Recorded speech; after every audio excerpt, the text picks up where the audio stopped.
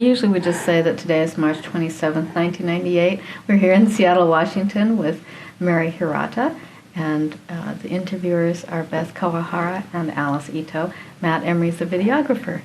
And that's about it for our beginning. Well, Mary, could you start by telling us a little bit about your father? When did he come from Japan? From what I hear, my dad came in 1900. He was 19 years old. He was an orphan. His parents had gotten killed when he was about 11. I believe that's what Dad said. And they had a business, I think something to do with lumber, but his auntie had taken it over. So when although they had sent him to school and everything, when it came time, it wasn't his. So he decided to come to the United States. But my sister told me that she thought he came in at Canada, and my brothers say they don't remember, but that's what we had heard, that he'd come in from Canada, and that he'd done a lot of different things like fishing and railroad. And I know that at one time he was helping in a restaurant in Cashmere, Washington. So no, not Cashmere, it was Leavenworth. From Leavenworth. And then later he had a laundry in Wenatchee. My mother came in 1913, so, and she was a picture bride. Well, now that's really interesting. We'd like to find out more about that. But if we can back up a little bit, when you said that your dad came in from Canada, then how did he make his way down to the United States? Did he stay in Canada for a spell, or that we have never been able to figure out? But that's what we had heard, that that's where the way he came in was through Canada. I think many of the immigrants at that time. I think he must have worked on a fishing boat. Sounds like that's what he did, but I can't imagine my dad doing too hard of a labor because he was such a tiny guy. So from what your family can recollect, then he did work in Cashmere for a while. Not Cashmere, it was Leavenworth. In Leavenworth, and then over to Wenatchee. You said that your mother was a picture bride. Right. Could you tell us more about that? Well, my father's friend was going to Japan to get his wife, and he had asked this man if he would find him a wife. So he must have been 32, I guess, because it was, Mom came in 13 and he came in 1900. So this man found my mother, and so they made arrangements for her to come over. She was saying that the one thing she remembers mostly about it was a lot of the ladies had gotten pictures of their future spouses when they were very young. And so when the boat docked in Tacoma, they were really upset because here were these old men waiting for these young girls. My mother was much older, so it didn't bother her, and she knew where she was going, but she said she felt very sorry for some of the girls because they were very young. And she said a lot of them just ran away. After seeing their husbands in person. Right. But Mom said she thought she lucked out because Dad was there, and he was like he said he was. And so, and then he brought her to Wenatchee. They were married in Tacoma. In fact, I used to have her wedding certificate, but I cannot find it. Oh, it's a big, beautiful one, nothing like what they have today. I always wanted to frame it, but I never did. So they met in Tacoma when the boat landed, and then at that time, was your father living in Wenatchee? Yes. And what was he doing at that time? He had a laundry at that time. And so he took her there because he drove too, because they had to have a delivery truck. And then she had my sister and my brother. The first three of the children were born about a year apart. So the eldest of the family is your sister, and when was she born? I don't know. She was 12 years old. Be 12 years. I should have figured it all. I'm Okay, well, that's all right. And then next was? Akira. Aki. And then there was Sho. Okay. And then do you know about what year he was born about? Was it about the 1919 or, well, that doesn't really matter. And then who came next? then there was I believe they said a girl in between Ken and Ted, but it didn't live. Mm-hmm. And then Ken was born, and then there was another child between Ted and myself, I think is the way it went. I see. Anyway, there were two that had died in Wenatchee, because we were all born there. Most of them were raised there. Mm-hmm.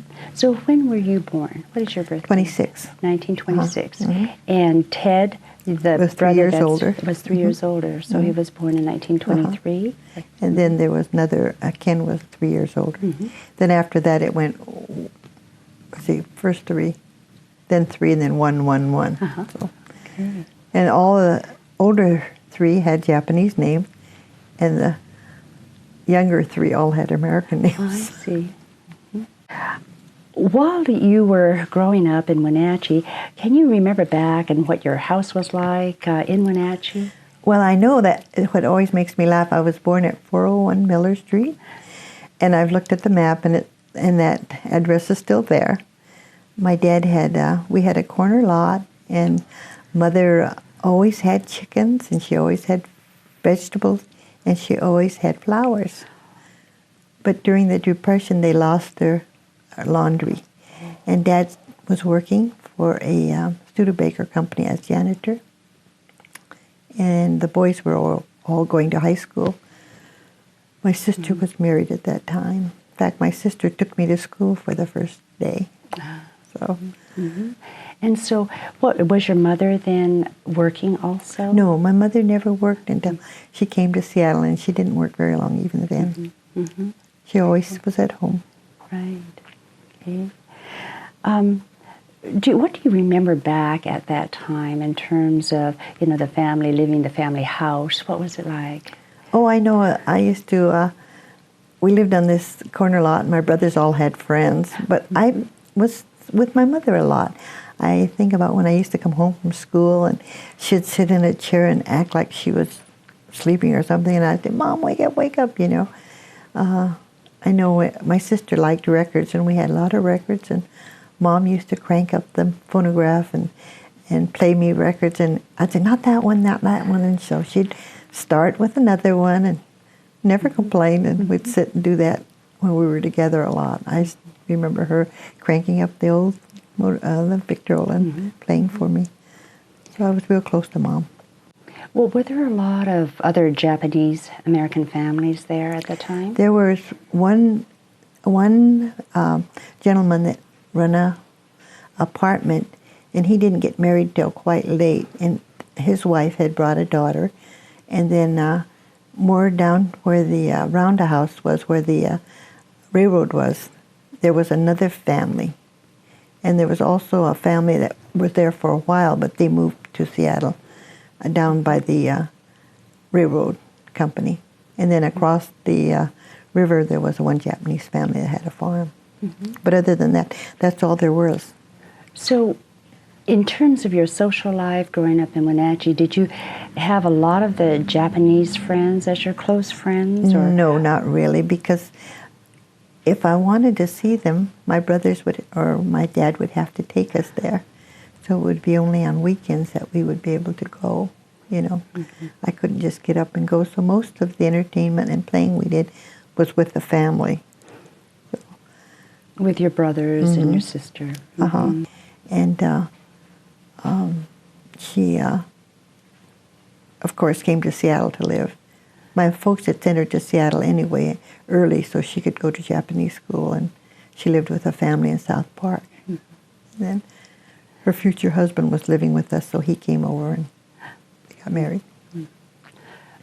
When you talk about the other Japanese Americans, and there weren't very many other families, were there any kinds of family celebrations, or, as a family, did you do very much? Well, we did a lot of fishing, and what Japanese families were there, we would go places with them, of course, and then on New Year's, well, the men that worked at the railroad, they would always have a party, and of course, the 1, 2, 3, 4 women would make the Japanese food, because there weren't any women in the railroad company. So they would make food, and we used to go to parties there and on New Year's, and we do all those crazy things that kids do. Can you describe some of those crazy things? Well, my sister always, she never told me till I had grown up. She said, "Oh, you used to make me so mad." And I'd say, "Why?" And she said, "Oh, the guys at the river would say, 'Oh, Mary, dance.' And you'd get up and dance, and then they'd give you money." And her being 12 years older, she was too bashful, and I guess I wasn't that way. So, or if they asked me to sing, I'd sing something in American, and they'd give me money. So she said, "You'd always come home with money," and here I was. So that was always a joke between us. Mm-hmm. That she was quiet. What would the adults be doing then? Was there just a lot of, besides eating? Oh, karaoke, I think. They call it that now. Mm-hmm. But everybody would sing, and my mother used to like to sing, so she would sing Japanese songs, and that's how they entertained themselves, because there were no movies or television or... Right. But we used to stay and visit with all the people there. How did they get the Japanese food at that time, like the sake? There used to be a company named Furuya that used to come from Seattle. And I don't remember how often they came, but Mother would order whatever she needed. And that's how we got what Japanese food we had. Mm-hmm. You had mentioned earlier that your family moved around from Wenatchee to Rock Island. Mm-hmm. We moved once, when we first sold the property, we moved to a place called Stemelt Creek, but we weren't there too long. It was only long enough for my dad to tear the house down, because the people wanted the lot and not the buildings, and there were two. But his friend had a little house in Rock Island. So while they were tearing the house down and remodeling the house in Rock Island with the wood that came out of the house they tore down, we lived in,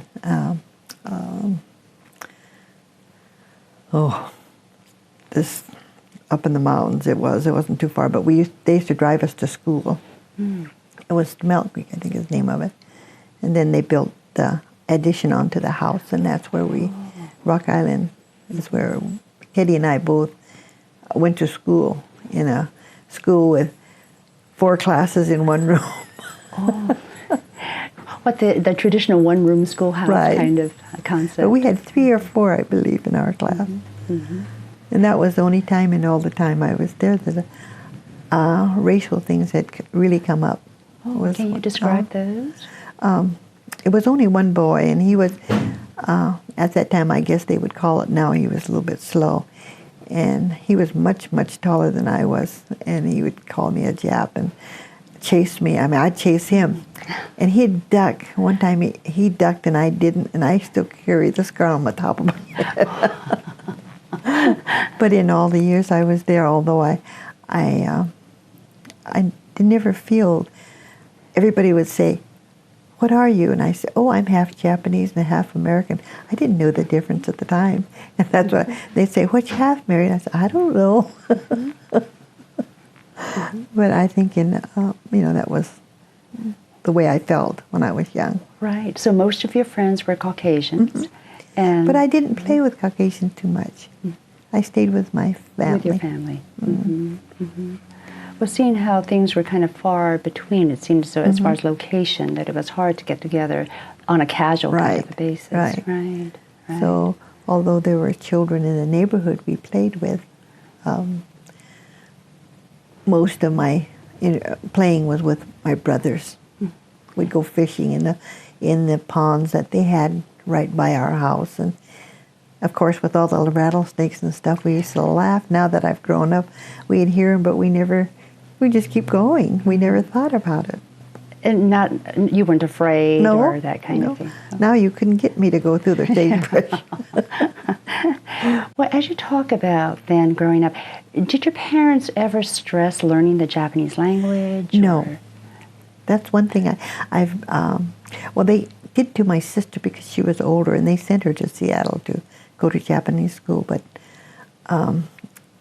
the rest of us, they didn't seem to stress it. Mother spoke very bad English, but we knew what she was saying, and I would have to help her when we go to the grocery store because I could read. But actually, they never really pushed us to learn. And then the culture, too. Now that I'm grown up, I wish I had known more about the Japanese culture. But so growing up, did your mother speak to you in Japanese? In Japanese, and then you responded In English. And she always sent us to Japanese, a Christian church wherever we lived.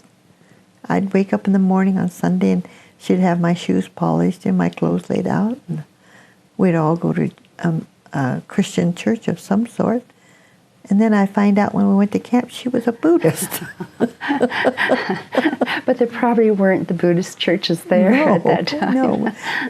I think now it's funny she never mentioned. Although we did have a little Hotoki-sama that she kept.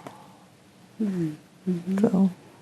Was your father the same? Did he speak to you also in Japanese and you responded in English? Or? Well, my dad could speak English and he could read.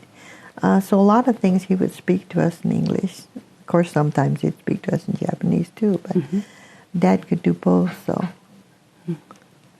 Well, that's very, how did he learn? How did he learn I don't know. read? When he came to this country, I think, from what I gather, that he must have done a little housework somewhere where he learned some, because he traveled, being a bachelor, I think he went to different places to work, and I think he took whatever he could.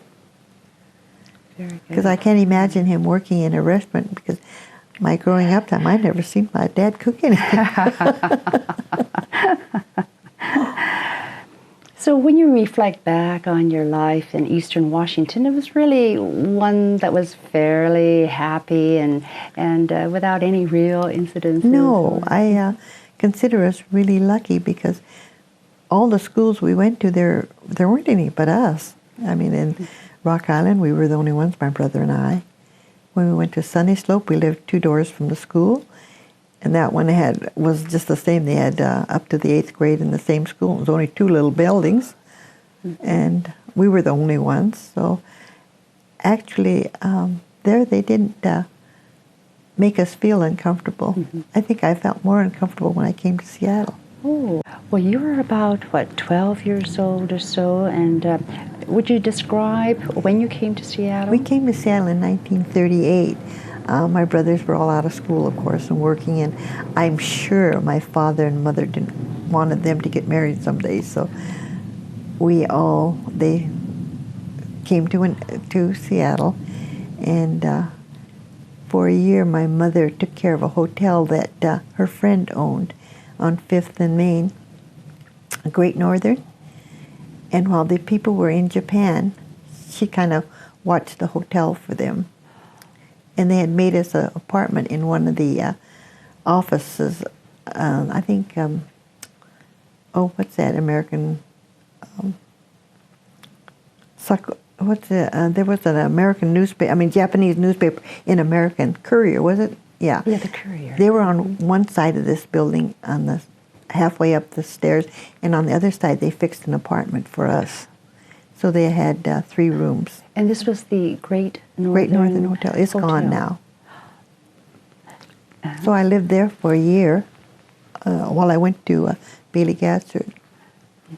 And then I don't remember going with a lot of the kids, because at that time I just tagged along with my brother, especially Ted, the one that's next to me. In fact, it got so bad, he says, "You got to quit going. They all think you're my girlfriend." So. Well, this is probably the first time you had seen so many Japanese Americans. That's it. What was your impression? I don't know. I kind of felt left out a lot. You know, my brother would take me to Alki and we'd go swimming. He met a friend. My sister's brother came in and started taking him, so of course I just got to go with him. And we used to go swimming at Alki and Madison and Mount Baker, and I didn't know anybody really. I'd walk to school once in a while with some of the girls, but when you don't grow up in a community, it's very, very hard to become part of it. So I kind of sometimes would walk alone and go to school or go to tip school. My mother made me go. What is tip school? Japanese school. Tell us more about that. And being 12 and in the first grade, it's really, I kind of just sat in the back and watched because I never did learn very much. Because are you saying that the other students then must have started this Japanese language school much earlier? Right. I see. So they were all little kids, and here I was at 12. But I faithfully went for over 3 years, I think. So when was this? 1938, 39, 40, 41. And so you went to school, Bailey Gatzert, And then went during across the day? up to the tip school. With everybody went. So this was right after school? Right. But you just walked from Bailey Gatzert over to Japanese school? That's what I always laugh about is now, the kids wouldn't walk, but we'd walk from 5th Avenue to Bailey Gatzert, and then from Bailey Gatzert to 14th to go to Japanese school. Then we'd come down Jackson Street all the way down to 5th again. Mm-hmm. And nowadays you can't get the kids to walk anywhere. Right. Rain or shine. During this time when you were in Seattle, what did your father do in order to make My a living? dad was retired at that time already. My brothers found a gas station on 12th and Jefferson. And so they took that, my two older brothers. Ken was going to Franklin and Ted was going to Broadway, and I went to Bailey Gatzert. And we lived there until these people came back to the hotel, and then we moved up to Spruce Street at one of the apartments, and we stayed there for a little while because it was so close to the garage. And then the house next door to the gas station opened, and so they asked my brothers if they'd like to have it. So that's where we were until the war broke out. Could you tell us more about that house? Well, it was right next door, so the dining room and kitchen windows looked right at the gas station. So it was very convenient. They could run over and get something and still keep track of it. My dad would always go every day, and he washed the windows with his little box because he was real short.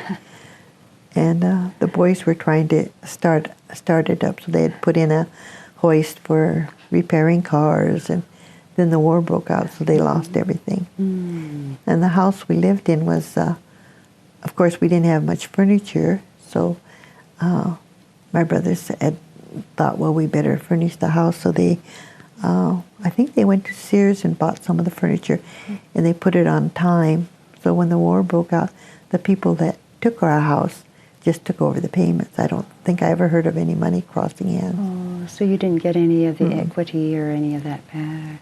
But I think about when I left it, it was Mother got up and we had breakfast and she washed the dishes, put them away, made the beds, and my doll, that one and only doll I ever had, was still sitting on the couch. And we took our suitcase and walked out, and that's the only thing I can remember about leaving it. For me, it was an adventure. At 15, it's something new. I always felt bad that my brothers, who had worked so hard, had nothing. They just walked out. Yeah. I'd like to come back to that, but if you could kind of remember what it was like on that Sunday, December 7th, can you remember what the feeling was in the family, or how did you people hear about the news? I don't know, probably with the radio. All I remember is walking over to the gas station, and the boys were all upset. And they came over and talked to Mom and Dad. And I believe they closed it that day, wondering what to do. And Mother didn't have much from Japan, but what she had, she burned. So she destroyed whatever was Japanese. Yeah. Being as she was a picture bride, and Dad moved around, we didn't have much. So I don't even think we had a flag that I can remember of.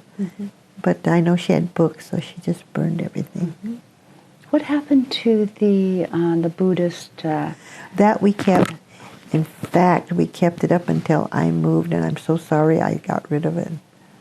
I think, what a mistake, but you know how it is, you never think of it at the time. Well, was probably meaningful to your mother, but maybe, Yeah. at that point. To me, you were not- in fact, I didn't think I would be a Buddhist, but now I know that since my husband was buried Buddhist, I want to be buried a Buddhist. So, see. yeah. Do you remember your family being upset, or what was their reaction? Well, my folks were very Americanized. They said whatever we have to do, we have to do. Gamanshite. You can't help it. That's the way it is. This is your country. And I was thinking we were lucky all the time because that's the way my folks were always. We have to do what we have to do. Of course, I can just see my kids doing it. I had mentioned, Mary, earlier that I'd like to come back to the time that you had to start packing up for leaving. What were your feelings at that time about having to leave your house? One thing I always thought was, my mom would have to think about all these extra things. Like, she always made sure each of us had a pair of sheets, and each of us had we're supposed to bring one cup, one plate, knife, fork, and spoon. It's supposed to be tin so that it wouldn't break. And she had to make sure we had all that. And for me, actually, I don't even remember what I threw in my bag that I was carrying. The boys, I believe, carried duffel bags. But I'm sure that I had to carry something. I was probably just brought whatever clothes I thought. And now I would never be able to make it. But in those days, and I don't even know what happened to our clothes. I do know that, like I say, all the furniture and everything was there. So. Mm-hmm. And you were about, 15? 15. At that time. You also mentioned earlier that you left your favorite doll. Right. Your only doll. And yeah. You did not take that with you? No. It was kind of a big baby doll I had gotten when I was, living in Rock Island. I must have been in the 2nd grade. My brother-in-law had made me a little cradle and the doll, and so I, of course, carried the doll with me everywhere. Or we always had it in the house. Mm-hmm. So that's the one thing I've always remembered is leaving that Mother's sewing machine in the corner where it always sat. I really think that for children of my age, 15, it was an adventure. For the older people like my brothers, I really have always felt bad because for them, one of the brothers had just graduated from Franklin. Oh, he was out a year. He worked at Hardy's Jewelry Store, but he was out a year at Franklin. And Teddy just graduated. He'd gone back for some postgraduates. So for them, I think it was hard. But like for 15, you think, oh boy, we're going to go someplace. Mm-hmm. And although I feel guilty now that I've grown up, I didn't have more, worrying about it. But we just tagged along with the rest of them. So. And did your brothers just shut the gas station? They sold what they could. They had a car. I know that there was very little money when they went. So Mom and Dad were, like have always said, Mother and Dad always said, we have to do what we're told. So even with the curfew, we all had to be home. The gas station had to be closed at 8 o'clock, I believe it was. And we all did it without even thinking about it because that was the way it was to be. With Pearl Harbor happening on December 7th, 1941, and the actual evacuation didn't take place till later on, the spring of 1942. Did you go to school during that interim time? Yes, we all went to school. What was the feeling? I don't remember ever feeling real, no one, at Washington School that I remember made any comments that I remember. And that's where I was going. I was in the 7th, 8th grade, I guess. Mm-hmm. And so we just went off to camp and went to Puyallup is where we went. Okay, so let's go back to the Puyallup time. When you first got there, what were your impressions of Puyallup? I thought, wow, this is sure different. Because we went into the gate and it was all barbed wire, and we were in Area D, which is right on the fairgrounds. they gave us an apartment in the middle of the fairgrounds, and it was just a long row of these chicken coop looking things. There was the six of us would be living in one little room, and the thing that impressed me most of all was the white bags they gave us to put straw in to sleep in. And at that time I got hay fever, and my mother didn't know what it was, because every time I'd get up in the morning I'd be sneezing and sneezing. Mm-hmm. So she finally went to somebody and found out that's what it was. So they were going to get me a regular mattress, but I never got it. Mm-hmm. I slept on the straw. You say there were 6 of you. Now, who were they? There were Ock, Ken, Ted, me, Mom, and Dad. So Sho was already your brother. He went into Sho. service, yes, in 41, in the summer of 41. His friend was volunteering, so he volunteered to go with him. I see. So, and your sister was already married and living in National, which is just the foot of Mount Rainier. And so when the war broke out, she had to sell everything. They wanted to go with the family, of course. So they sold everything there. She says that was the hardest thing for her, because the sawmill paid rather well, I guess, for that time. And they had a car, and she also had bought a new refrigerator. And so she said they have to give it up like for a few dollars, but they wanted to come to Seattle. They found a man that would drive them from National to Seattle for $50 with what they could carry. The only thing wrong is when they got to the Duwamish cutoff, they wouldn't let them cross it, because Boeing's was right down the road.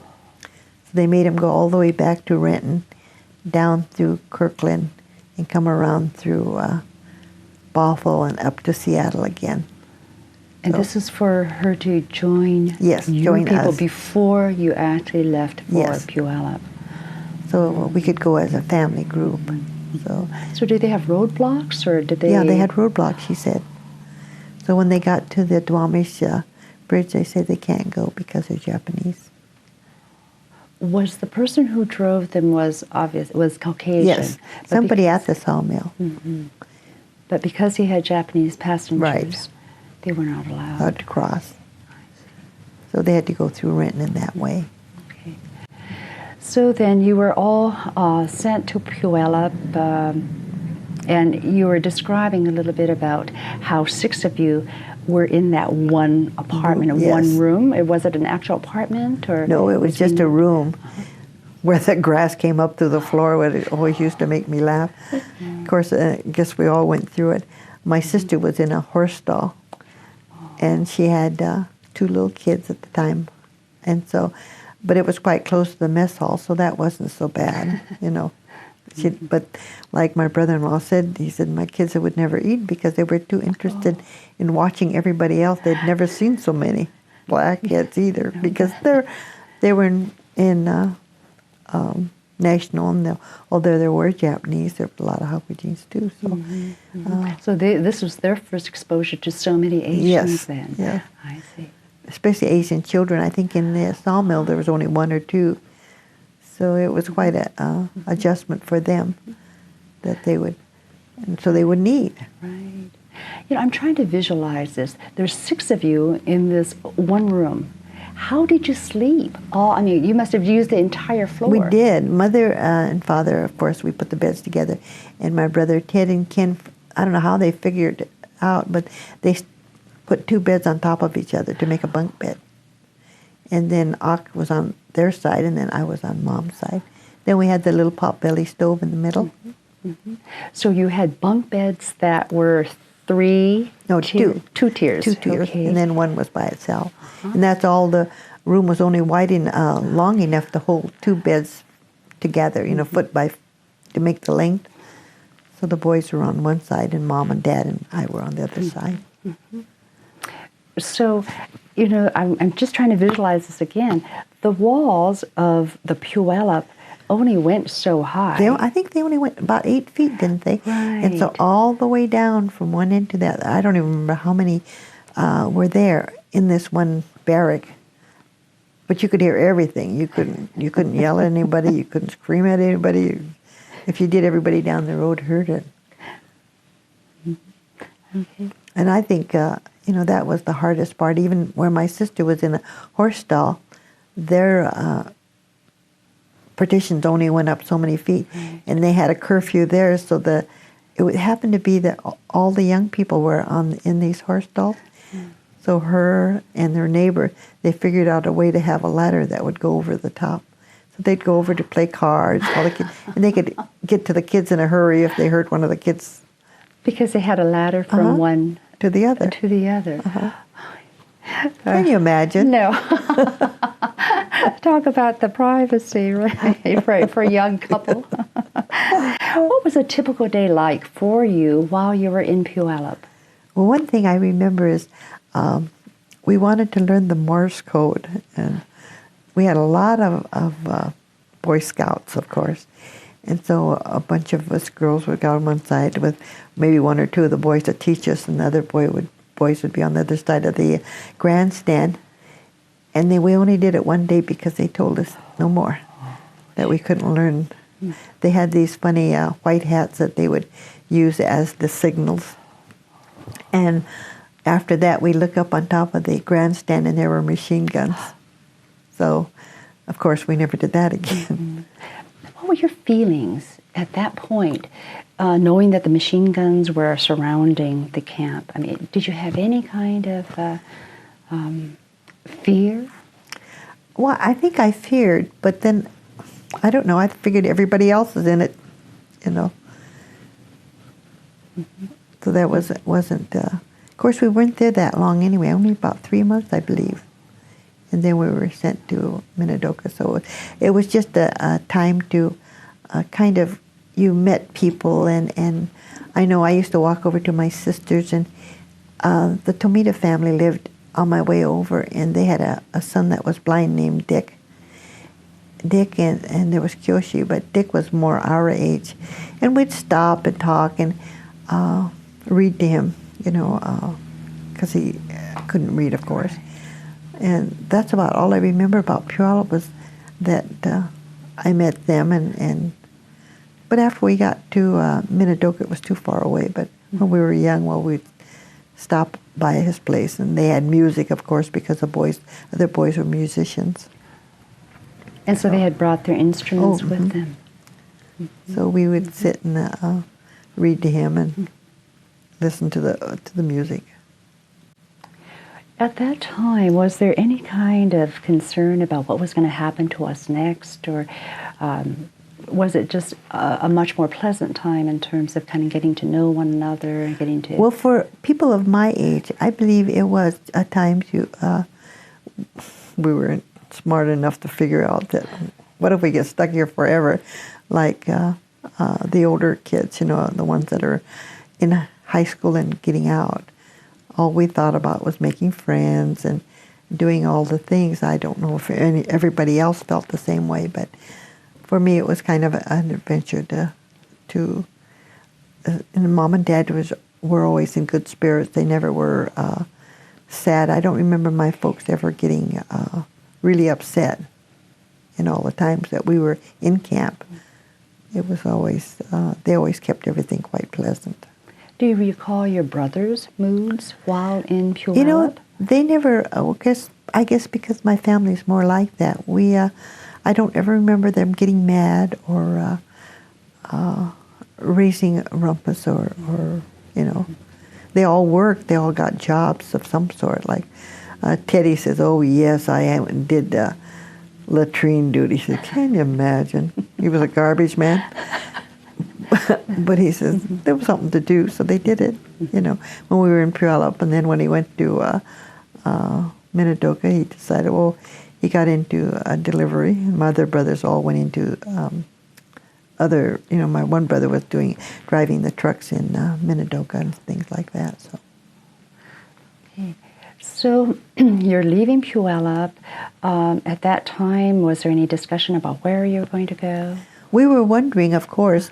I'm sure my brothers knew, but, me, I just tagged along. The only thing I was upset about was that we went on trains that were so old. They had velour seats. And, of course, the water wasn't good, and I got so sick on the train. Quite a few of us did because of the water.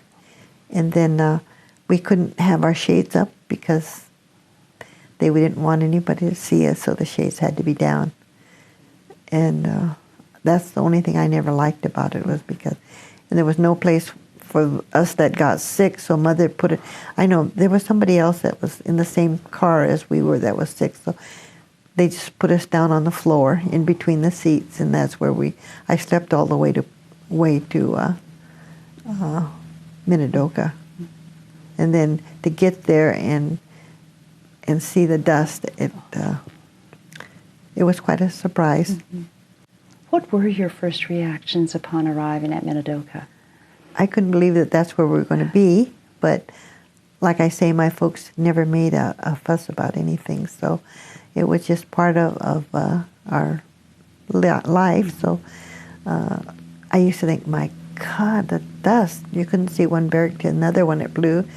And then in the wintertime or when it rained, you lost your shoes if you weren't careful. At least the men were nice enough to make little walkways from barrack to barrack. I think about Mom having to scrub all our clothes on the washboard. And I think, oh, I was so awful. I didn't ever help her. And now I feel guilty. But she never complained. And we lived in one room again. Can you describe that? It was a larger room. Mom used to come home from the bathroom with toilet paper. I could never figure out what it was for. And I'd see her making little wads and plugging up the holes so she wouldn't have to clean all the time. You could see the little piles of dirt with each crack where the dust would come in. So she would be plugging up the holes of the outside walls. Mm-hmm. Because there were no inside walls.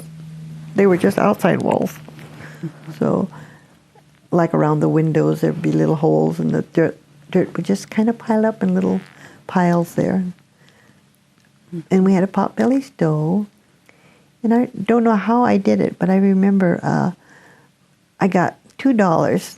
I don't know whether Mother gave it to me or what, but I went to the canteen and I bought 2 bedspreads, can you imagine, for $1 a piece. And my brothers and I, we hung them up to make a little room for Mom and Dad. Because if we stayed up late at night to play cards or whatever, then at least they could go to bed in peace. Mm-hmm. So here again, were there 6 of you in that one room? Mm-hmm. And again, sleeping area was spread all over, or did your brothers again build My brothers took the they had one closet, and they fixed that into a bunk bed. And so over by Mother's, where we had Mother's bed, we put up a hanger so we could hang clothes.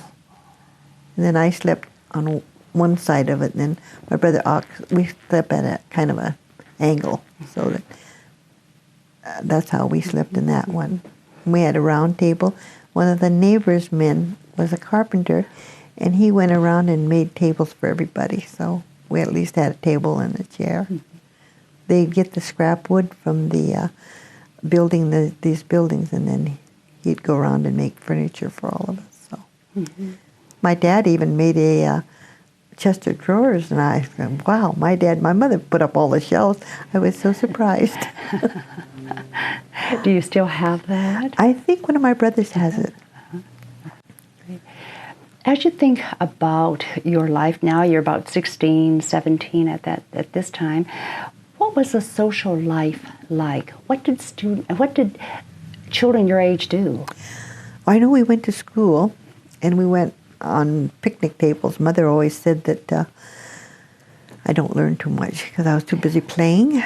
And we had dances. That's about all we could do. Or in the summertime, we'd go down to the canal, go swimming. I didn't swim very well, so I usually just went down and dangled my feet.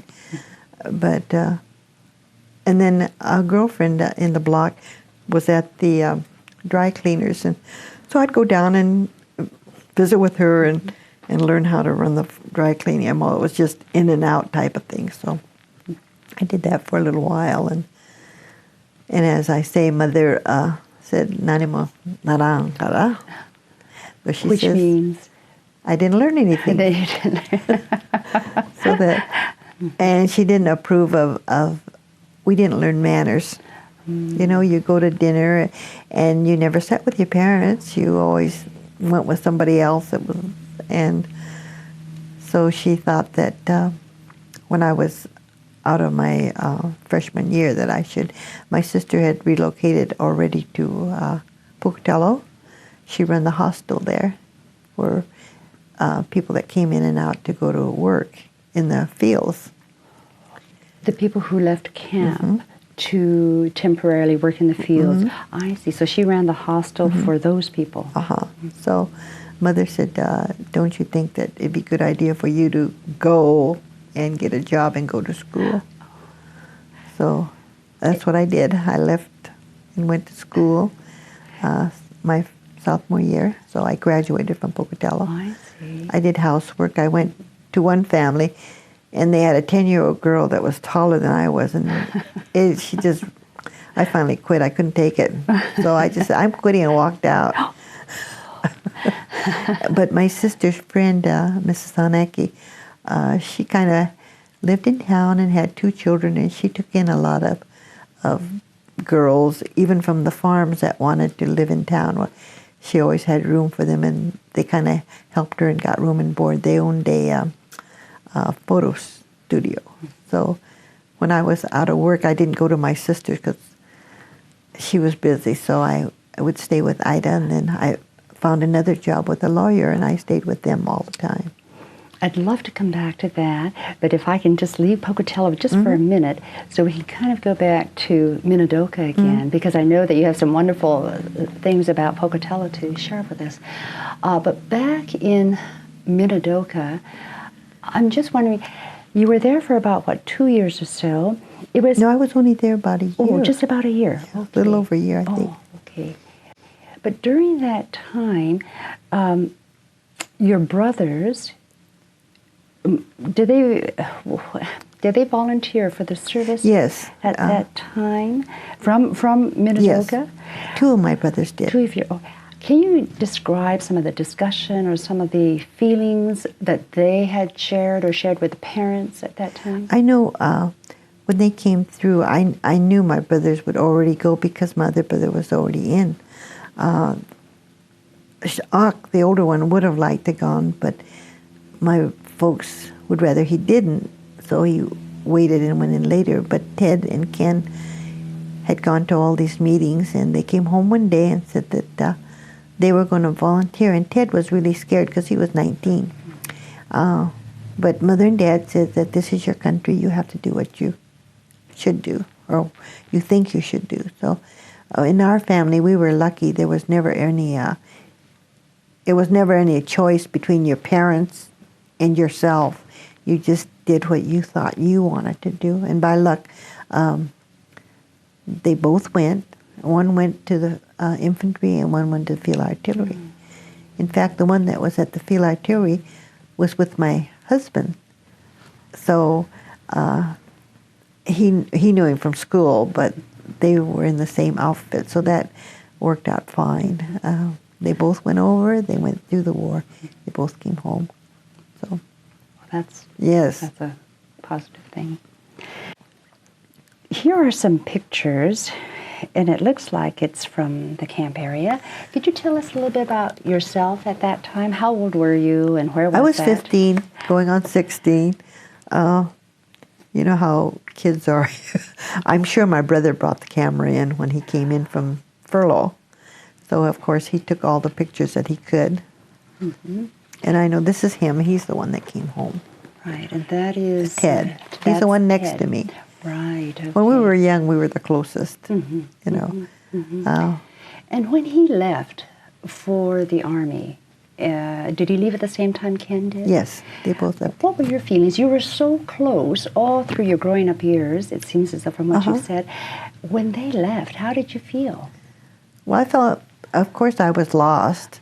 I was more worried about Mom and Dad, you know, because they weren't young. My folks, Mother was 45 when I was born, so, you know, she wasn't a young lady. But like I say, they adjusted it.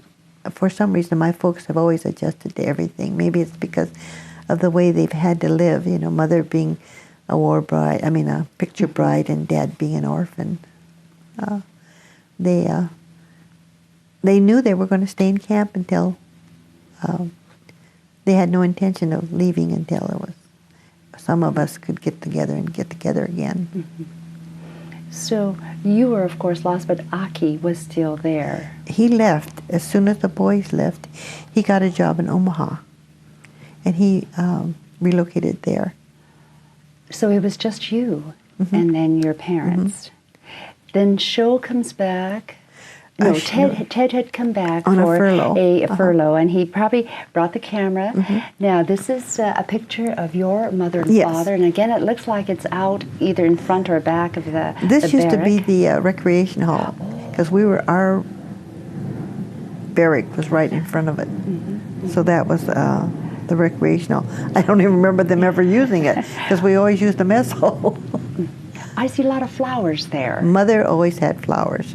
I don't know where she ever got any of the seeds, but Mom was a farm girl, and flowers were her thing.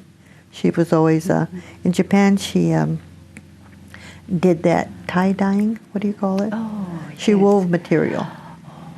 Because when she was in Japan, she was adopted by an auntie who ran a weaving in her home. And Mother said that when the girls would leave, they'd come to their place to do the weaving. And when they would leave, she was just young, she said, she would make a mess of the girls. So the uncle made her one. So she learned a little one. So she learned to weave since she was a little kid. And I'm so sorry that I never tried to get her to teach us, because she did some beautiful tie-dyeing. Have you saved any of No, those? Oh. I'm so sorry. My daughter had one for a long time, but it finally went away. But she used to tie it, and we used to watch her, Ted and I. She'd tie this and then dip it in the dye. And That's a real art. it is, and to think we were so dumb. You know, you had spoken about the fact that your mother had talked to you about school or not learning enough. Was there any reason for the lack of motivation, or from your point of view?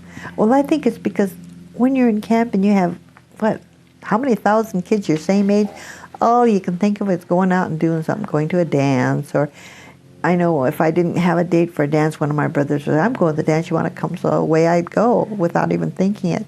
Mother used to get after me. One time between Thanksgiving and Christmas, I think I went to a dance every night. And I got so sick.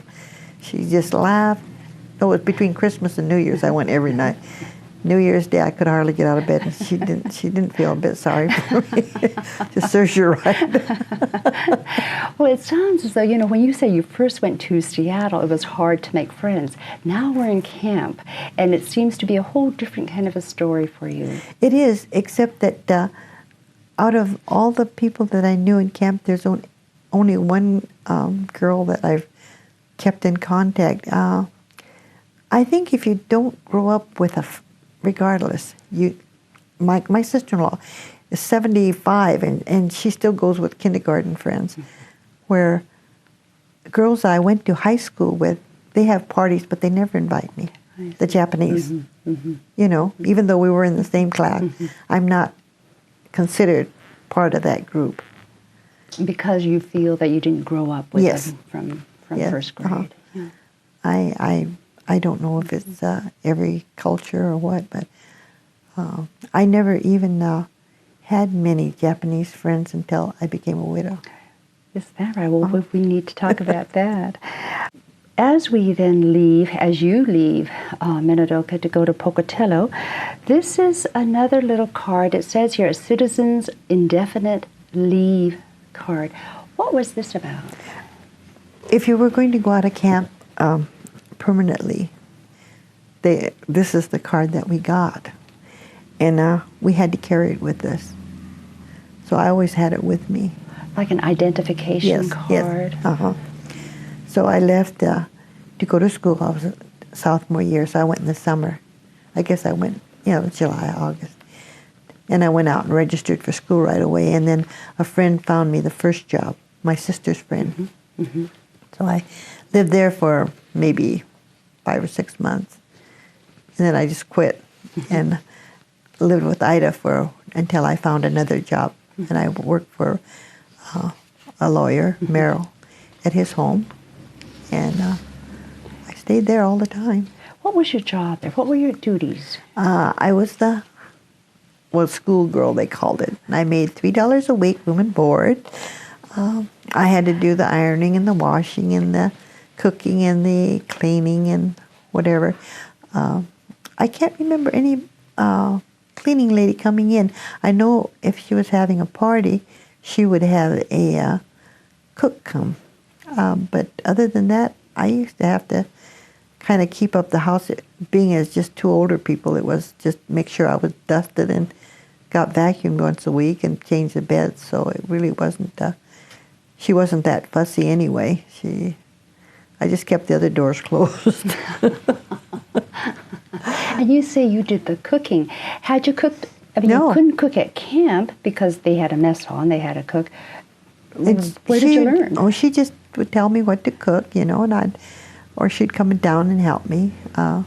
Like I said, I was there for maybe a half a year, and I found out from some of the kids at school, they say, "Who did you say you worked for?" And I said, "R.D. Merrill." And he said, "Oh my gosh, what are you doing there?" And I said, "Oh, I'm the house girl." And they said, "That lady's been in a sanitarium because she tried to kill one of the twins. She had twin children, and one of them died, so she went off and tried to kill the other one, a boy, R.D. And she had a boy and a girl, but they were gone. Daughter was in school, and the boy was in the Navy. I see. By the time you had gotten there. So they had a room in the basement for me. It had a sink, but I had to go upstairs to take a bath. And I learned a lot. Mostly, I learned how to set a table. That's what my mother wanted me to learn, the niceties of growing up. And I joined them at all their meals except when they had parties. If family came, I sat down with the family. So I was very fortunate there is because they did treat me that way. So, they had nice things, and she showed me how to do the things. And the cook was real nice that came. She came from the church, and she showed me how to make rolls and things. So it sounds like you were treated fairly well Yes. by your employer. How did the other Japanese Americans in Pocatello treat you? Well, I laugh about it now. My sister-in-law is from Pocatello, and even at that time, although my brother kind of had liked her, but had never, I never went with them anywhere. Ida had Mrs. Hanaki had a brother that was in my same class. So if I wanted to go any place, well, he'd come by and pick me up. Or with a group that we'd go with. My boss was head of the OP, the ration board in Idaho. And he'd say, "How do you kids get all the gas?" And we'd say, "Oh, they pool it." But in Pocatello, everybody had a gas pump in their backyard. All the farmers did. So we'd go roller skating or dancing or bowling. I was lucky there because Ida was so good about that. Any student that was going to the college, she would have them come. They could stay with her. The only thing we had to kind of keep house when I stayed there, because he'd come home and go like this over the piano. So, boy, that's the first thing we learned. Yeah, that's the piano. How were you treated by the other schoolmates in Pocatello? I didn't have too much trouble. I think I had, there was only 3 girls and 3 boys in our class, Japanese. And it was a 350 senior class that I was in. My sister was always so good, she drove, and so a lot of times if us girls wanted to go to the park or something, then she would take us. So I was lucky there that although I didn't chum around with them, I never stayed too much with them. I was more or less a loner. It was kind of hard it's easier for the boys to pick you up and take you places than it was the girls. You know, I don't know why, but Yeah. but you know, Ida's brother, she had 3 brothers. They weren't married, and one girl that was in town I palled around with, but she was rather quiet, not like me. I'd rather go bowling or dancing or, you know, but we used to hang around together. And then there was a girl, Japanese girl, that lived in the next house where I was working. To this day, I still, if I go to Pocatello, I go see her. In fact, I was there just a month ago, and she'd had bad pneumonia and no visitors, so I had taken her something, and she called me the other night. I was so surprised. But as far as friends from those days, she's about the only one. Well, Mary, you were talking about Pocatello and the kinds of fun things that you did, and it sounded like you were really hanging out or palling around with Japanese Americans at that time. Well, not so much palling around, because I don't know, in any place you go to, most of the girls don't like new girls. You know, it's just you go with them if you have to. Like the girls that was in my class, of course, if they had a function that the class would go to, well, we went together.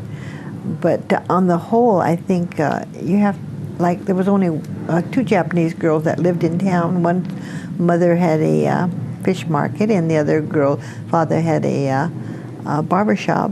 And we used to kind of, if I wanted to go someplace with somebody, well, we would go to a movie, or if I didn't have a date, to go someplace. But actually, I don't think, no matter where you go, it's hard for a girl, much harder for a girl to be accepted than it is for a boy. Because even now, my sister, at that time, and then they called us evacuees, but didn't help. So you always felt like a misfit. And I think to this day I kind of have that feeling that I just don't quite fit. Kind of like an outsider. Yeah, you know. At that time, did you have much to do with the Caucasian kids in the school? Because you said you had a class of, what, 350? I mean, it was a very large class. No, there was 2 girls that lived, I don't know, I'd meet them on the way to school, 2 Hakuchin sisters, and we'd walk to school and walk home together, because I wasn't able to stay at school, and because I had to get home to go to work, so I would walk with them in the morning and come back with them and drop them off where they were going. Because one of the girls worked also in a Chinese restaurant after school, because we were already juniors, seniors, so I would drop her off and then just walk on the rest way home. Other than that, except if Ida's brother was in town, then he would pick me up and we'd do something before I had to go home. So. Okay.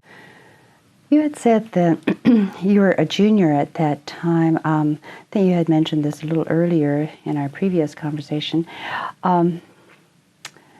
Your brothers were all in the service. And there seemed to have been, I was wondering, what kind of value system or cultural kind of thing did your parents instill in you so that you all had that feeling of service to the country?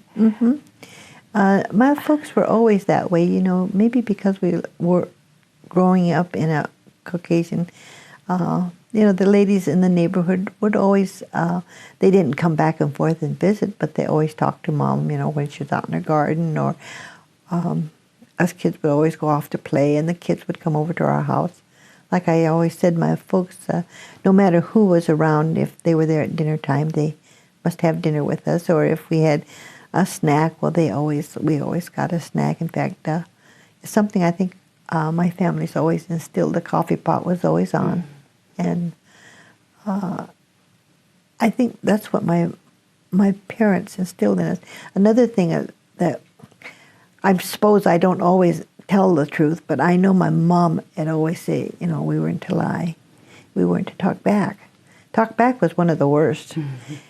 And if we went someplace and made a fuss, she never said anything. She just kind of sidled up to us. And did we get the pinch? And boy, you didn't cry either. She'd reach down and give you one, and boy, you'd straighten up or else. You know, I think, I'm glad that she was like that. she never made any fuss. She just walked up to us, and that was it. And we behaved. Right. So you didn't make waves. And I think that's how come we all grew up the way we did. You hate to. Another thing is, I'm more so than my brothers. I don't mind getting out and doing things. I'm kind of more outspoken, more than they are. I think it's because I was the youngest. Like we used to go for rides, and we'd tell Dad we were little kids, and we'd say, "Oh, Dad, turn here, turn there, turn here," and we'd always end up in front of the ice cream store. And he knew it, but he went along. Indeed. But that's the way my folks were. You had mentioned, though, that one day coming home from school, you passed by the WAC office, or the. It was just an office that was in the basement of. I don't know whether it was a library or the courthouse, and it's what do you call it? If you could go ahead and describe a little bit about. Well, I walked by this building every day, going home from school. Of course, my brothers were all in the service. And I wonder what it means. I was a senior at that time. I thought, what am I going to do when I get out of school? And I just kind of walked in, and I said, I was looking at this, and it was already, the war was over, I had looked at it all through the war, and then when I became a senior, I thought, I should go look. So I just went in, and I said, I was just wondering about the sign that you have out there. I kind of think you're kind of short. So this was the WAC, the Women's Army Corps office, and when you had inquired, I just wondered, what kind of things do you, that was all, and then I just never thought of it. In fact, I don't even think I told my brothers I went in there to talk to them. I was kind of embarrassed when they said I was too short. When you're short, in fact, one boy, I should say, at work at Benbridge used to sing me the song about a short person. I can't remember. I used to get so mad at him, I wanted to kick him in the shins. I can't help it. Yes, that's so true. You had talked about, being a senior at that point, and I was just wondering, in what ways did your experiences in camp and Pocatello change your educational plans? I always, when I was going to school, I always wanted to be a beautician, I always thought. When I got to Pocatello, and I wasn't ever very good at school. I passed and got through all right, but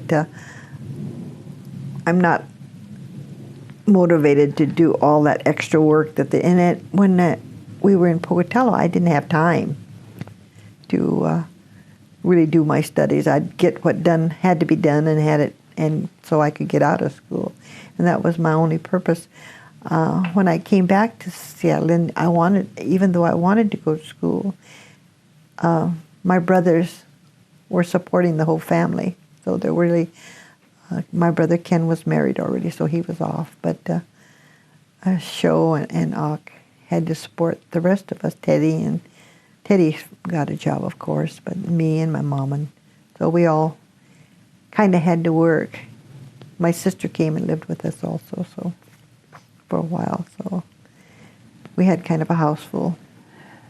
So the war was over in 1945, but you stayed in Pocatello to graduate.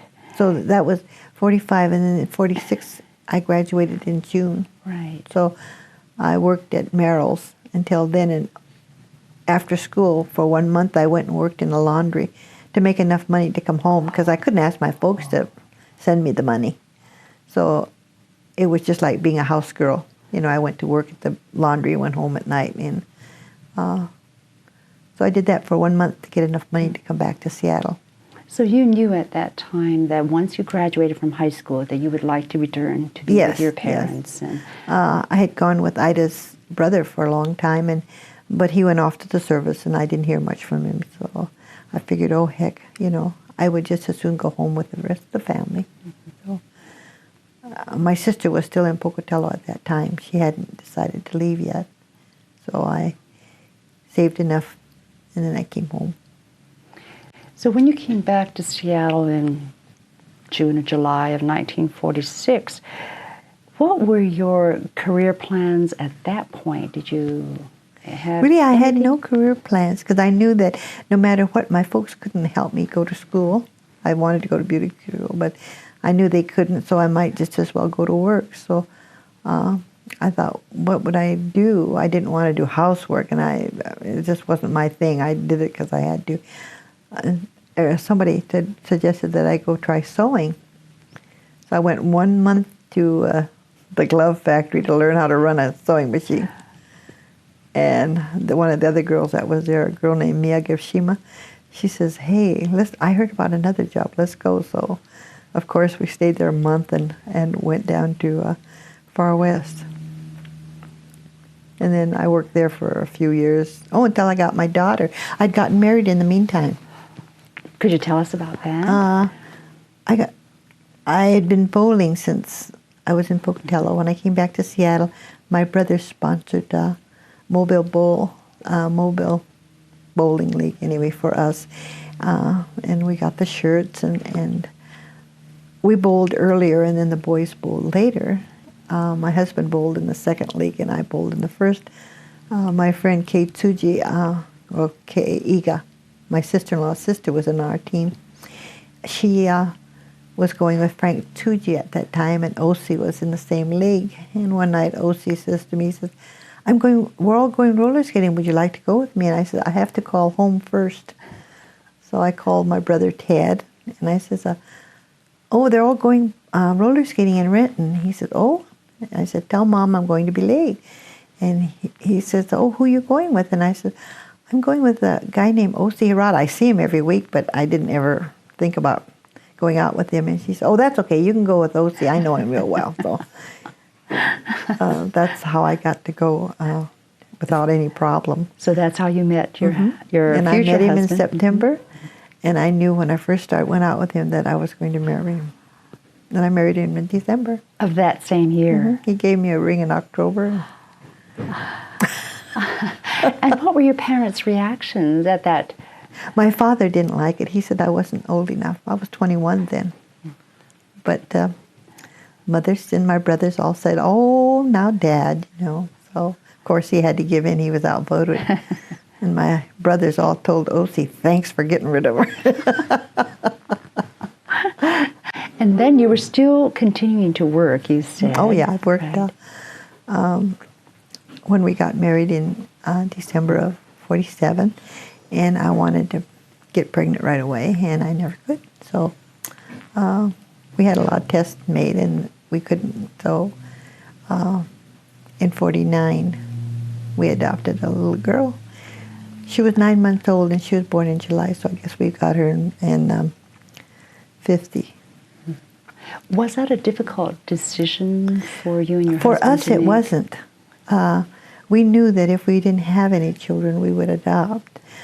The only problem we had was Osi's mother was a very staunch Buddhist, very Japanese. You know, she associated with nothing but Japanese. She spoke nothing but Japanese. And we were afraid at that time if we took a Ainoko that she wouldn't really accept it. And Anako being a mixed Yes. child. Uh-huh. And so we told the lady, and we told the reason. I said, for us, we didn't care what we got. We met Yoshi Kanemori. She had adopted Scott just before we did. And so I went to her and asked her how she did it, and she told us. And so we did the same thing, and then we got Beverly. In fact, Beverly was here waiting to be adopted. She'd had an eye that they called a roaming eye, but it adjusted itself. So they had kept her for 9 months in a foster home. And so we picked her up, and then, of course, my family had a big party for us. And she sat to that poor kid and just looked at us. I don't think she ever seen a Japanese before. And she just kind of looked at us. It was really kind of sad. She didn't cry, she didn't smile, but she took to her father, so that was good. But she just sat there and looked at us. So we figured that was the reason.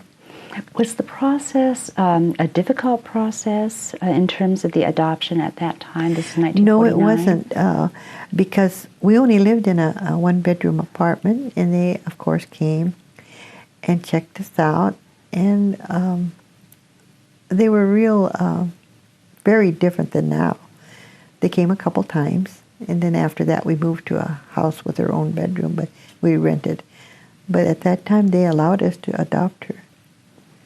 And we had her, I guess it was 6 months before we got the legal papers.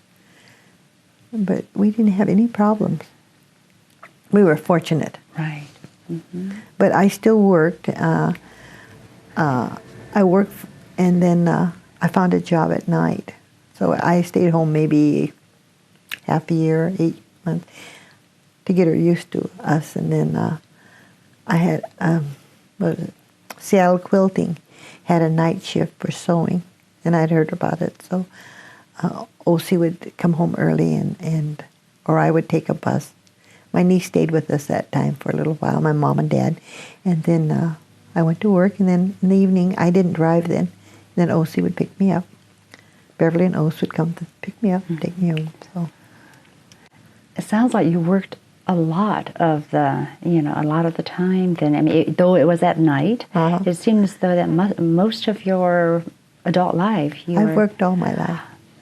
Can you tell us about some of your other jobs? Oh, let's see. I know when Beverly was still young, my sister got a job washing walls in the White Henry Stewart, the Cobb, and the Skinner buildings. And she said, "Oh, Mary, the money's really good." And at that time, it was like $4.75 an hour, and that was good money. So she said, "It really isn't that bad." So I went down, and I worked there for maybe 3 or 4 years, washing walls. And to this day, I can't believe I actually did it. I mean, we would get on double ladders because we couldn't reach the ceilings on some of them, or do the stairwells. I think of it now, I look down a stairwell, I can't believe I got up there and watched that, But at that time, there was no health thing that they worried about us. And there was 2 crews, my sister and myself, and another girl, 2 other girls that did it. And we used to do the dumbest things, and yet there was no law against it, where now I'm sure they'd never allow it. Mm-hmm. Especially when you had to carry your own buckets and your own ladders. And kind of embarrassing, but... So how long did you do that? About 4 years. Uh-huh. And then at that time, we were trying to get a boy. We had to wait 4.5 years for Rodney. And he was being born in Reno. We knew that, and Yoshikane Mori was, if it was to be a girl, she was to get it. If it was a boy, we were going to get it. And of course, we drove the children's home crazy. They said they'd never do that again, because we kept calling, "Is it born yet? Is it a boy? Is it a girl?" And they said they learned a lesson. They'll never do that again. And we were lucky enough to get him. Right, right. So when was that? Rodney's 45, be 45, so it was 53, I think. Mm-hmm. And then even though then I was working at Trader Vic's, and when I was working at the wall washing, they were having a opening Trader Vic's to cocktail waitresses, the first that they would ever hire in Seattle. And I happened to go, and I happened to meet a friend that I went to school with, a Chinese girl. And I had already put in a few weeks at Canlis, so just on a in-between type thing. And so I got hired right away. And of course I was young, and I could remember a lot of things, so I did that for about 5 years. And then I went to, I worked about a year at a place called Polynesia as a cocktail waitress. And then my good friend Alice Sakura Water was working at the Space News. She was one of the first to be hired. The Space News had just opened, so she said, "Mary, you got to come. You got to come." So I went and applied, and they wanted me to quit my job and come right now. And I said, "I can't do that." And they said, "We're opening. We need you." And I said, "No, I can't." So I said, "I'll be there in a week." So I was a week late of being an original, which I feel, I had to live with that all through the time I worked at the Space News. I worked there 20 years. I finally got third in line, but boy, it sure took a long year to get there. You mean, so there was some status to be an original? Mm-hmm. And I never was considered an original, but I was a week late. Isn't that amazing? I just laugh now that I think about it. In fact, they had a 50th or 40th reunion, but I wasn't invited because I wasn't an original. Unbelievable. Well, now, during this time, then you were working at nights, is that correct? I mean, your husband was working during the day. Yes. And you were watching the children, or at least doing that. And then he would come home, and then you would be working at nights. Is that correct? If he was going to be late, we had a neighbor girl that would babysit till he got home. But usually he came home by the time I was ready to leave. So it wasn't really that hard. When I was at the Space Needle, then I got into doing some of the decorating. So I decorated the Space Needle for Christmas for 3 years. Everybody would come to the house and they'd say, is it Christmas? It'd be June or July, and I'd have Christmas trees all over the house. Because I would usually make one time I made them out of ribbon, 5 foot, and 3 small ones, and 3 taller ones I did. But I never made any money with this. I think about it now. I was such a fool. I just charged them for material. For the material. Oh. But I did that for 3 years and decided that was too much work.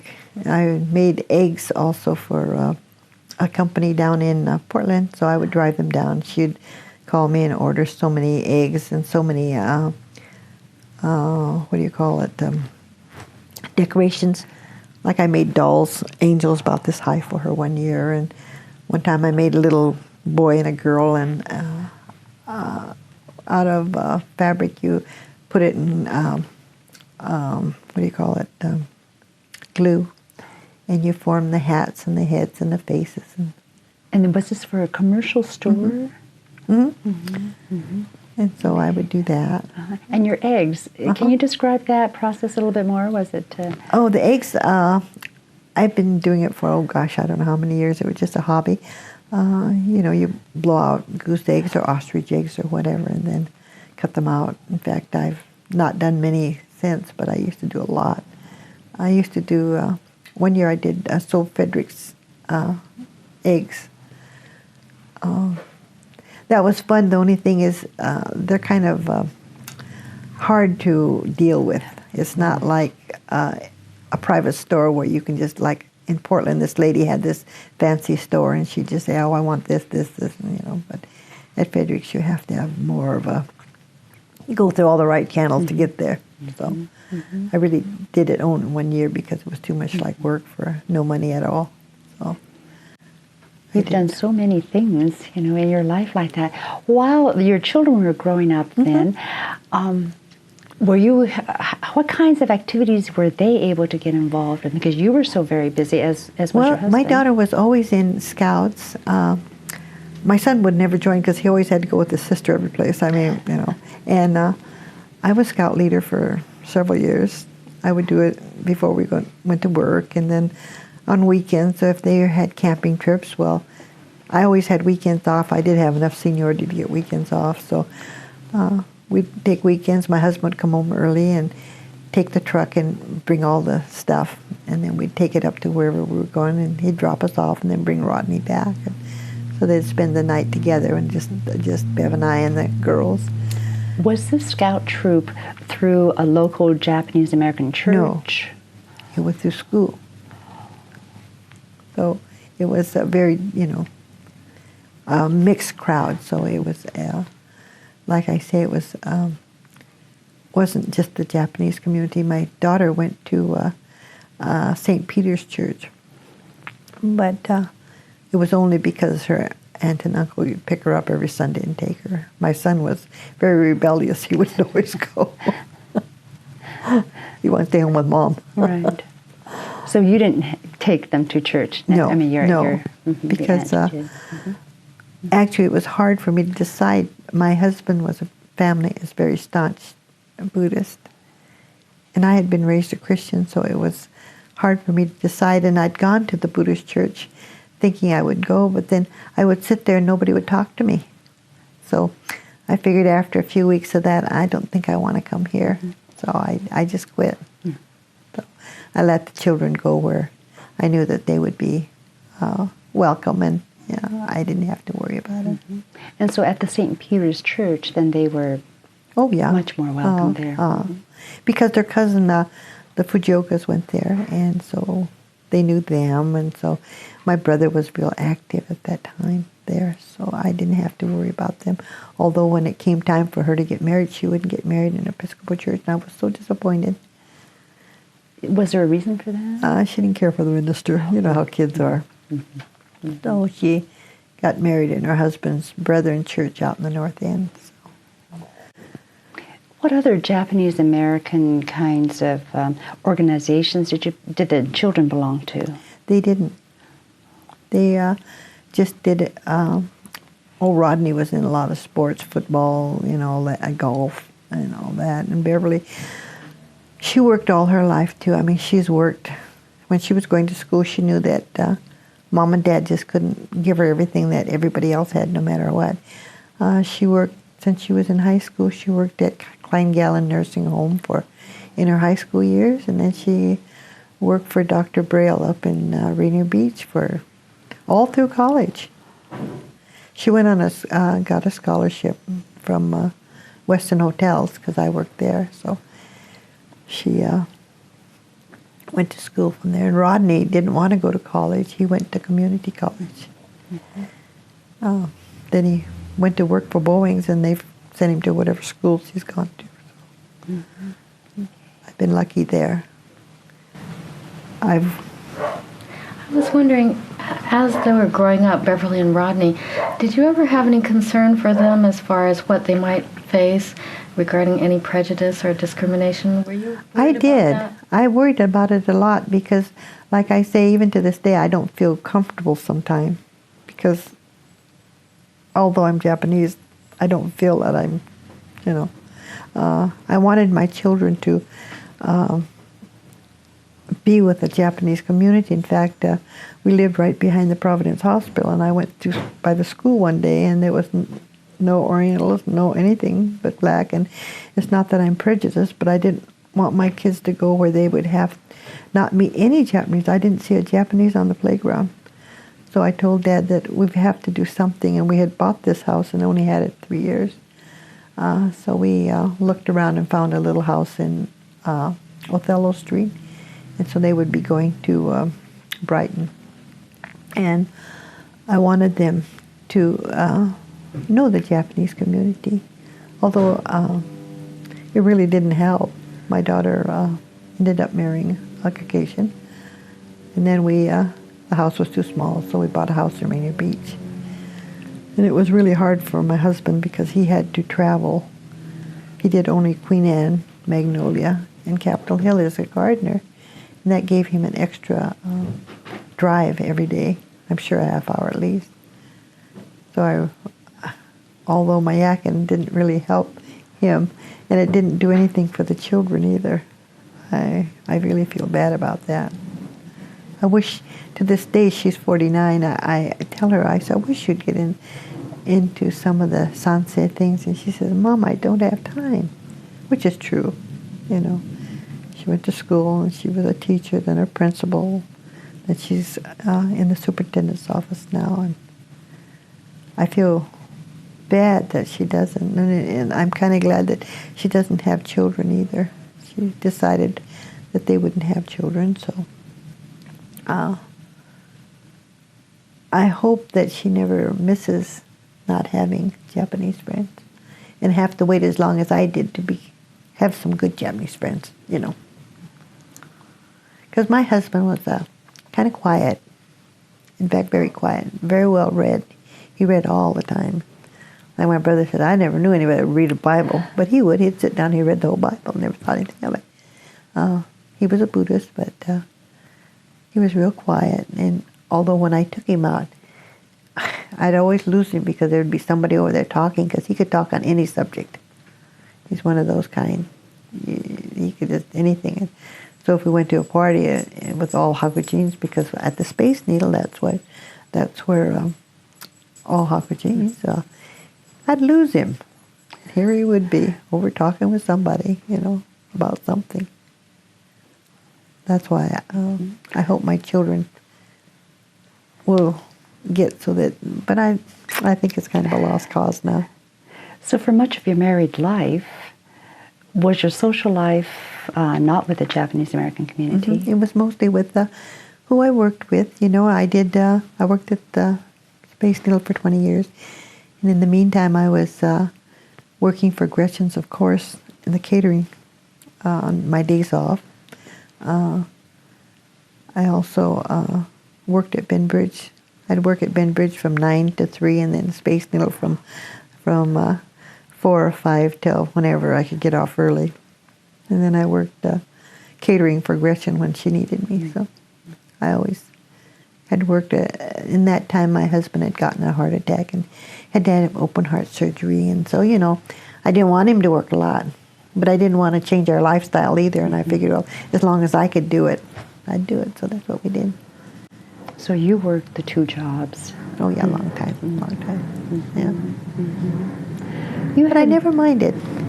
You know, just that's the way it is. And so when did your husband pass away? In 87. In 87. Uh-huh. Okay. And he was on the kidney machine for 4 years before he died.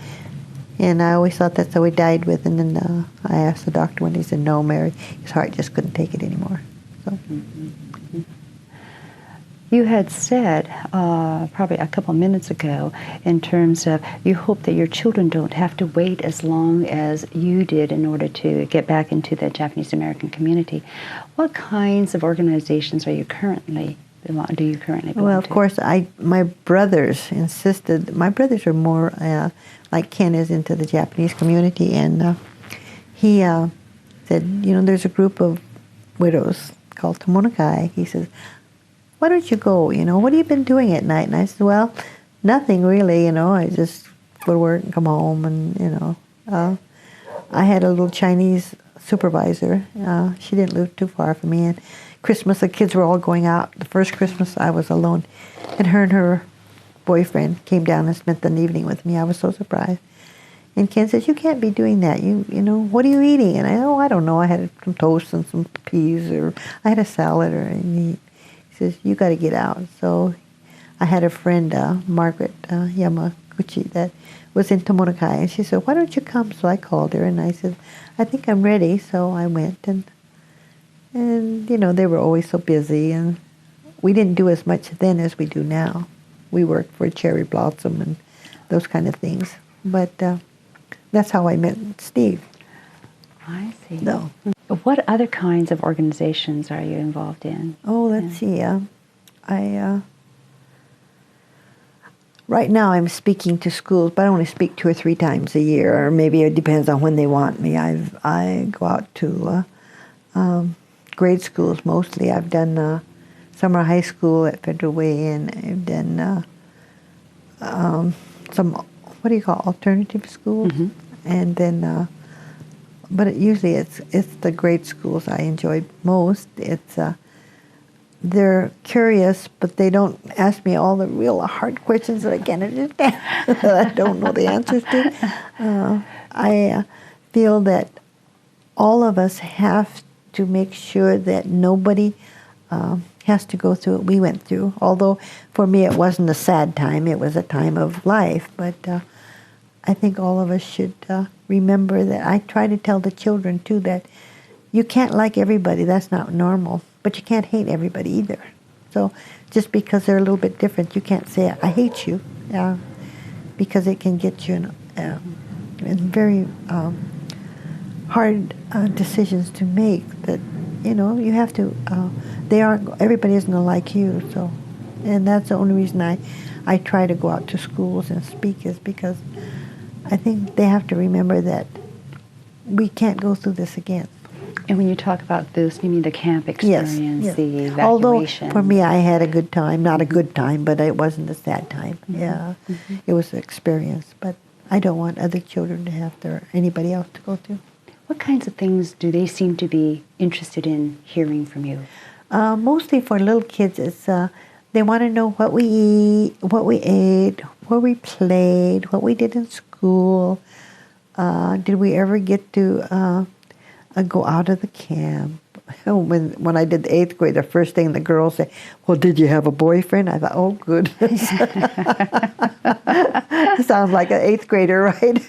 I laughed. But the little kids are really interested in it. And I think I did the Jewish Academy. Now this is about the 4th year, I guess. And I guess they really are into teaching their children the different things of the Japanese internment. In fact, their map is the one I use now. And I've given it to other people to use because it's such a good, and it tells, what state it is in. So, I mean, where the different camps were located. So I think in all of our Japanese community, that's one of the most important things that we should do, that to try to teach people to be more passionate to each other. That must be rewarding for you to go to. Well, it's kind of nice. I get teased a lot, especially my brothers, because they say, you're such a blabbermouth. But I think it's so important, too, that, you are willing to share your experiences. You had mentioned earlier that you had met Steve at Tomonokai. You also had mentioned that you're living with your partner, Steve. Things are very different now than they were, 30 years ago. Nowadays, it seems as though that people have so many more choices. How difficult was it to make the decision to live together rather than marry? At first, I was really more afraid of my family. I didn't know when we decided that we were going to try this what we should do, and it was just for the companionship. I talked to Ken has been kind of the spokesman for our family all along since we were. Ak is very, very quiet. Sho wasn't here. Ted is kind of quiet, and so I went to him and I said, I'm thinking of moving there. He said, well, I kept thinking I see your car over there all the time because my brother-in-law only lived a half block from here. And he said every time he go by, he thought he saw my car. So I said, well, what do you think? And he says, Mary, they're going to talk about you no matter what you do. You're a widow. You're up for... So he said, do what makes you happy. So you had the support of your family. And what makes it even nicer is I have the support from his family. They've never... In fact, we've traveled with his oldest brother, who was always the big boss in their family, on trips. And it's really, really nice because they have supported me in all this. So it was the right decision. Yeah, for us it was. I don't know whether it would be for everybody. We talked about getting married, but Steve said, it's just a piece of paper. So, and I've been here 9 years now. So, what were the reactions from your friends? Nobody ever really seemed to think too much. They just think, "Oh, your friend," That's why it was. I was lucky there. Right. Yeah. So, and all the family's been very supportive. So. My sister was gone, and that's the only thing I feel bad about because she'd already passed away, and we were so close. It was like I talked to her every day, and nobody to talk to. It's kind of hard to be alone and not have anybody. And your kids are my kids were busy. Bev was in school. Rodney's working. She had classes, and so. So it is nice to have a companion. Oh, yeah. Yeah, we do a lot together. More than 50 years have gone by since the end of the war. As you think back on your internment experiences, what were some of the best times you can remember from that experience? I can't even remember any best time. I think coming home was a nice time. Getting on the train and my sister had packed a lunch and thinking I'm going to go home. I think in all of that was I was going home to Mom and Dad. And although we were staying at a place called Vancouver Hotel on 7th and 7th and Stewart. And I think there was only 2 rooms and a little kitchen. And yet I was so happy to come home to it, and it had cockroaches I'd never seen before. You know. But actually, you had been living away for probably Uh-huh. three years or so Yeah. on your own. Uh-huh. So, So yeah, so that was it coming was. home. It was. I think that was the main thing, is come home. You know. What were some of the worst long-term effects of internment on you? On me, I think it's I've always been insecure. I mean, you wouldn't think so by the way I am, but I always get this feeling that, you know, do I fit in, or I don't want to say the wrong thing, or, you know. To this day, I have that feeling. Sometimes I won't say anything because I'm afraid I'm going to say the wrong thing. And Mother always taught us, you know, to be careful what we said, you know. So to this day, a lot of times I won't say anything, even though I to myself, I think I should say it, but I don't. In what ways do you think internment changed you? Well, I saw a lot more of the country. I met a lot of different people. I don't think I would be afraid to do anything anymore. I mean, I would do it. I might not like it, whatever came up in my life or anything, but I think it made a lot of us stand up on our own that we wouldn't have done before, you know. I'm all in. That's why I think that we're more well-rounded, and I feel I am too. Although I have this insecurity, once in a while I'll get out and do something I probably would have never done before. When you think back, you were, 17 when you actually left, I think, your mother and father to really essentially live out on your own. And that's a pretty gutsy thing to do. Yeah, it is. I guess it is. At that time it was, you know. And but in our family, after the war, my brothers all stayed home until they got married, like in their 30s. And you know, nowadays the kids can't hardly wait to get out. And we all of us, after we once got back together again, never left until we each got married one at a time. Until Mother and Dad didn't have anybody else and had to go live in an apartment. Yes, that's right. Talk about getting together. Here's another picture. When was this taken? It looks like... It must have been taken in 46 after I came home, because my sister was still here. She went to Hawaii after the war. Her husband had come to the States to go to school in the 30s.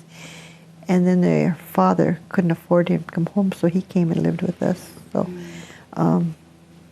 after she had her children, then she went home.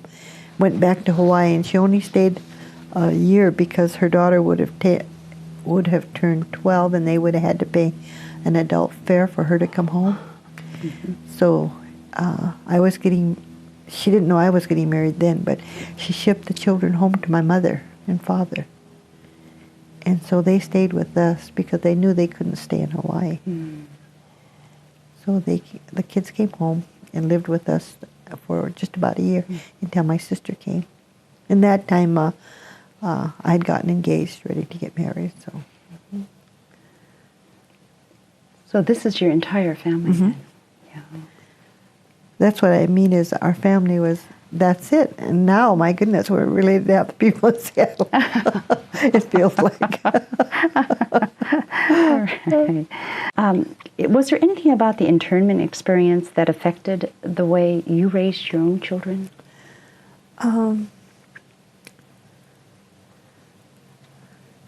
want them to, although they don't ask me many questions, I know they've read the books that we've had, but I've often wondered, even Bev says the other day, she said, Mom, one of my friends wants you to come and speak to their school in the Lake Washington district. And I said, well, okay, let me know. And but she herself hasn't asked too many questions. I don't know whether her and her dad have talked about it, but I'm sure they have. They were very, very close. Rodney is kind of like a boy, it's okay, whatever. But Beverly would be the one that'd be most interested, but she hasn't really talked to me much about it. I'm really kind of surprised because she knows I go out to schools, but whether she knows what her dad said or not, I don't know. I've never asked her. I should ask her. And maybe she's not ready. Yeah. Yet. Yeah. Mm-hmm. And she's married to a Hagujin, so... and they're both so busy that... Right. I think that's the trouble with most of the children nowadays. We're all too busy. They're all off on their own doing their thing. That's true. At the time that the concept of redress arose, many were not in favor of bringing up the old wounds and the painful memories. What were your feelings about it at that time?